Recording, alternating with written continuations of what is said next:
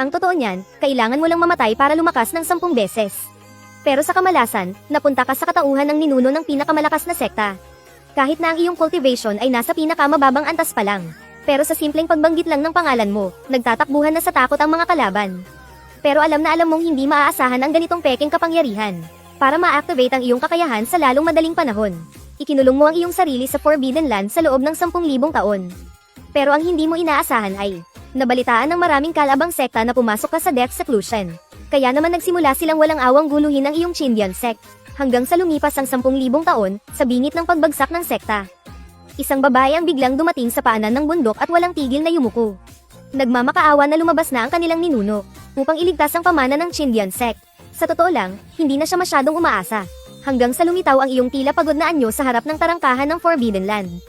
Alam niyang patay na ang mga taga Red Cloud Sword Sect, kahit na wala siyang maramdamang kahit katiting na cultivation mula sa iyo. Pero siguradong sigurado si Lin Wanner, natiyak na naabot mo na ang estado ng pagbabalik sa pinakasimple, ang sukdulan ng kapangyarihan. Ang iyong lakas ay hindi kayang sukatin. Nang makita ang pagdating mo, ang pinuno ng Red Cloud Sword Sect na gumagawa ng gulo ay natigilan din. Kahit na ang katanyagan ng Chindian Sect ay matagal nang nabura ng panahon. Ngunit sa pagharap sa isang misteryosong nilalang na bigla na lang lumitaw, mas mabuti nang maging maingat. Kaya naman, sa sumunod na sandali, gumawa siya ng isang bagay na ikinagulat ni Lin Wanner. Si Qi Xiaoyun ay magalang na yumuko sa iyong harapan. Ako si Qi Xiaoyun ng Red Cloud Sword Sect. Maaari ko po bang malaman ang pangalan ninyo, Senior? Pero sino ang mag-aakalang ang susunod mong sasabihin ay mag-iiwan sa kanyang tulala? Ako, si Jake Xiao Genren. At gaya ng inaasahan, sa sandaling sabihin mo ito, biglang-bigla ay nagbago ang ekspresyon ni Qi Xiaoyun. Dahil narinig na niya mula sa mga elder ng kanilang angkan, na 10,000 taon na ang nakalipas, mayroong isang Jake Xiao Genren, na mag-isa lang na sinupil ang buong rehiyon ng Southern Heaven. Kaya kahit na sa ngayon ay punong-puno ng kahinaan ang iyong itsura, nais na niyang umatras. Senior, ang nangyari po ngayon ay isang hindi pagkakaunawaan lamang.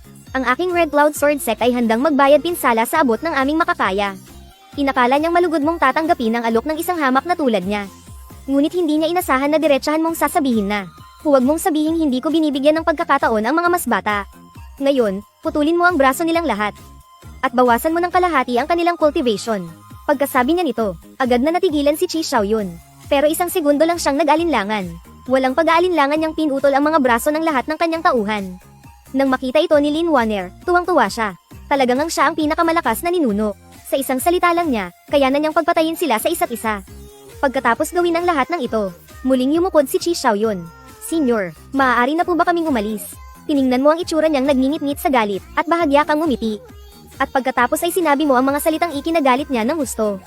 Kanina, sinabi kong putulin mo ang kanilang mga braso. Dahil lang ayaw kong mahirapan sila sa kanilang pagkamatay. Ngayon, patayin mo na silang lahat. Pagkasabi niya nito, agad na nagngalit sa galit si Qi Xiaoyun.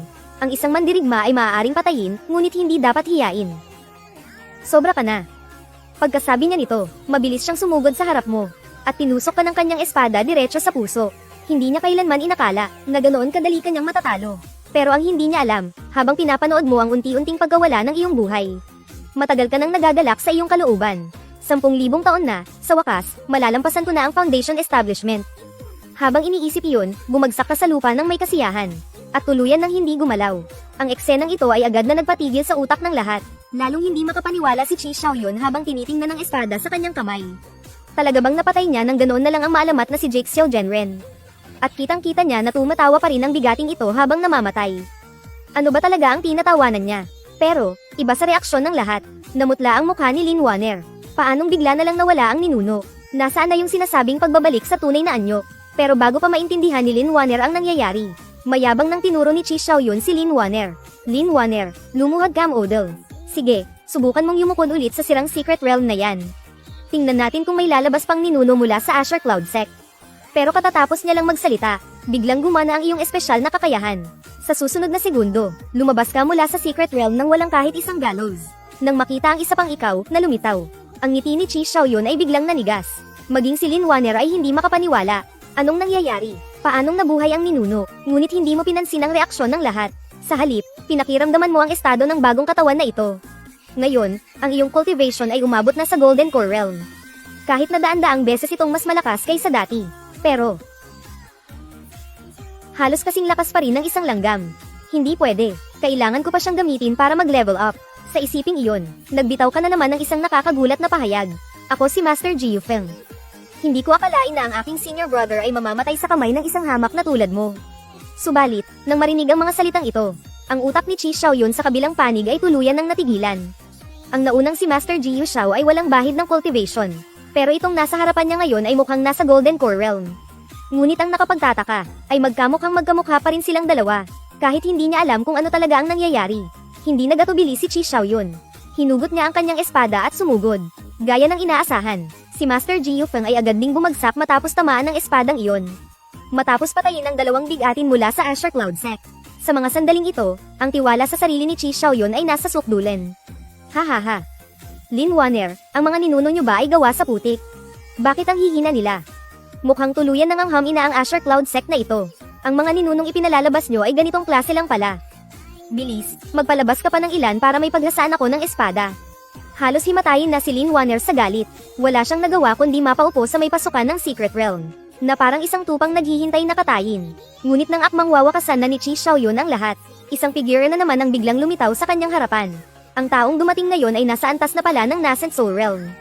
Ang lakas ng loob mong patayin ang dalawa kong disipulo. Daliri ng pagkakulong ng kalangitan. Bumagsak ka.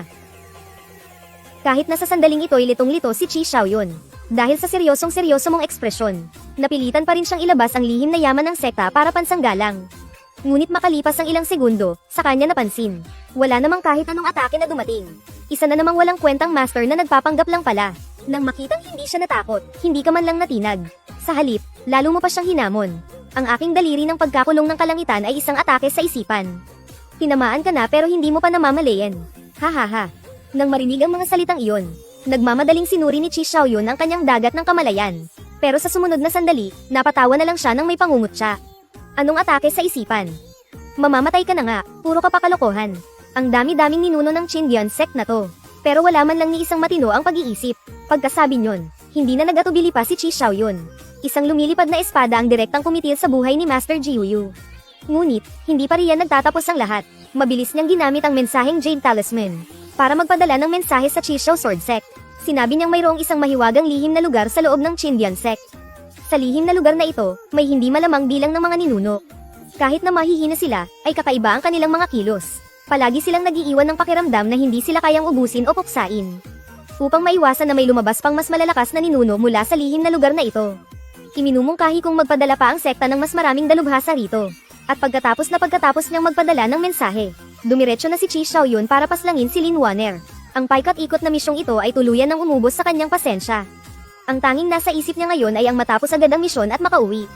Subalit kasabay ng pag-usbong ng isiping iyon, isang pamilyar na anyo ang muling nagpakita. Ako si Master Jejo. Pero sa pagkakataong ito, hindi mo pa natatapos ang iyong sasabihin. Isang bigwas ng palad na ang tumama kay Chi Xiaoyun. Hindi pa man nakakakilos si Chi Xiaoyun. Agad siyang tumilapon. Hindi ka marunong lumaban ng patas, patalikod kang tumira. Pinigilan ni Chi Xiaoyun ang kanyang galit, at sinubukang pakalmayan ang sarili. Bagamat ang bagong ninunong ito ay kapareho niya sa Yuan Ying Realm. Mayroon pa ring tatlong maliliit na antas na agwat sa pagitan nila. Basta't ibubuhos niya ang lahat ng lakas, hindi dapat mahirap na patayin siya. Ngunit ang hindi niya alam ay, ikaw na mayroon ng cultivation ng Yuan Ying Realm, ay hindi na kailangang magsayang ng laway. Kaya sa sumunod na sandali, binitawan mo ang lahat ng depensa at ibinuhos ang lahat sa pag-atake. Puno na ng mga nakamamatay na sugat mula sa espada ang iyong katawan. Pero hindi pa rin nababawasan ang tindi ng iyong mga atake. Ang ganitong paraan ng pakikipaglaban na parang walang pakialam sa buhay, ay agad na nagpahirap kay Chi Xiaoyun na makasabay. Matapos makipaglaban ng 3 minuto, ginisyan mo siya habang nalalagutan ng hininga. Samantalang si Chi Xiaoyun naman ay nagtamo ng matinding pinsala. Nang marinig niya ang tawang iyon, kinilabutan siya. May mali. Sobrang mali. Sa bawat pang-iinsulto, may lumalabas na mas malakas na kalaban. Anong antas na kaya ang susunod na darating? Sa pag-iisip nito, nagmamadaling nagutos si Chi Xiaoyun sa mga disipulo sa likod niya. Bilis, ilayo niyo ako. Umalis na tayo sa lugar na to. Pero hindi pa niya natatapos ang kanyang sinasabi. Isang pamilyar na anyo ang muling lumitaw. Pinatay niyo ang mga tao ng aking Qindian sect at inaakala niyong makakaalis kayo. Sa sandaling ito, tuluyan ng gumuho ang isipan ni Chi Xiaoyun. Huwag kang lalapit, ngunit hindi pa niya natatapos ang sinasabi. Nakita kanyang itinaas ang kamay at marahang idiniin ito. At pagkatapos, isang dambuhalang palad ang bumagsak mula sa kalangitan. Isang malakas na pagsabog ang narinig. Si Chi Xiaoyun, kasama ang mga disipulo ng Chi Xiao Sword Sect, ay agad na naging alikabok. Subalit, kahit na matagumpay mong nalutas ang krisis ng sekta, hindi ka masaya. Kahit na ang katawang ito ay mayroon ng lakas ng Huashen Realm. Sa isang ordinaryong sekta, maituturing na talaga siyang isang bigatin. Pero pagkatapos ng spirit transformation, mayroon pang void refining at body integration. Mga antas tulad ng Tribulation Crossing, Mahayana, at iba pa. Sa huli, ang isang nasa spirit transformation realm ay isa lang ding mas malakas na langgam. Kailangan ko pa ring humanap ng paraan para lumakas. Habang iniisip ito, mabilis mong binalikan ang mga pangyayari sa mga nauna mong pagkamatay. Pababa ng pababa ang rating mo, malapit nang bumagsak sa D-rank. Mukhang kailangan ko talagang mag-isip ng bago at kakaibang paraan ng pagkamatay. Ang hindi niya alam, ang katabi niyang si Lin Wanner ay kanina pa natutulala sa gulat. Pero mabilis din siyang natauhan. At nagsimulang iulat sa iyo ang kasalukuyang kalagayan ng Green Cloud Sect. Ngayon, siya na lang ang natitira sa Green Cloud Sect. Para maprotektahan ang sagradong kayamanan ng sekta, ang Hautian Mirror. Pumunta siya rito sa pasukan ng Secret Realm para humingi ng tulong. Ang ninuno ng Chi Xiao Sword Sect, si Chi Xiaozi, ay may lakas ng isang nasa ikatlong antas ng Spirit Transformation. Hindi sila titigil hanggat hindi nila nakukuha ang Hautian Mirror. Habang sinasabi ito, inilabas niya ang Hautian Mirror mula sa kanyang storage ring. Habang tinitingnan mo ang Hautian Mirror sa iyong mga kamay, isang perpektong plano para lumakas ang biglang nabuo sa iyong isipan. Pero ang hindi mo alam, ay may mas malaking panganib na tahimik na paparating.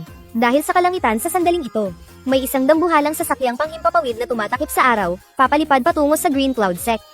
Ang ninunong si Chi Xiaozi na nasa sasakyan ay bahagyang pumunat ang noo. Dahil nakita niya ang mensaheng ipinadala ni Chi Xiaoyun. Bagamat nagulat siya sa balitang mayroon pa palang nabubuhay na ninuno ang Green Cloud Sect. Ang mas ikinagalit niya ay ito. Namatay pala si Chi Xiaoyun dito. Ang katawan na iyon. Hinihintay ko na lang na malapit nang maubos ang sarili kong buhay para sakupin. Pero hindi ko kailanman inasahan na masasawi pala siya sa maliit na Green Cloud Sect na ito. Nang maisip ito, malamig na tumingin si Chi Xiaozi sa elder na nasa tabi niya. Sayang ang pagkamatay ng Shidi mo. Mamaya, pagkatapos patayin ang ninuno ng Green Cloud Sect, ikaw na ang humigop ng kanyang lakas buhay. Ituring mo na rin itong paghihiganti para sa Shidi mo. Nang marinig ito, ang elder na si Chi Mingyuan ay halos mabaliw sa tuwa. Sinabi niyang handa siyang mauna sa pagsugod. Pero bago pa man niya mailapag ang sasakyan, isang anino ang tahimik na lumitaw sa ibabaw ng sasakyang panghimpapawid. Chi Xiao Sword Sect, pinaslang ninyo ang napakarami kong mga miyembro at disipulo. At may lakas ka pa ng loob na magpakita rito. Naghahanap ka yata ng katapusan mo.